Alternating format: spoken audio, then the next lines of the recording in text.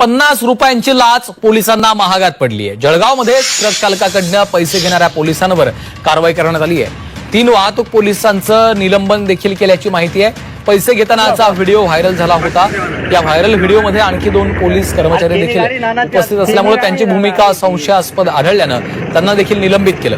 या कारवाईमुळे जिल्ह्यातील पोलीस दलात खळबळ उडाली। नाही दादा, अरे दादा प्रत्येक टाइमला देतच आम्ही 100 कर 70 व्यापारी कडे दिले चेक लावून नाही हो, व्यापारी देत नाही दादा। 500 नोट या पुस्तकाले गेले सोमाबू 50 दे, 50 दे ना दादा। आम्ही प्रत्येक टाइमला देतच ना।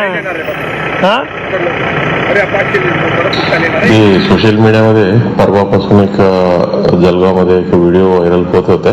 ते व्हिडिओ आमच्यापर्यंत आलेला आहे आणि त्याच्यानंतर त्यांचं प्रथमदर्शनी प्रिलिमिनरी इन्क्वायरी करण्यात आला।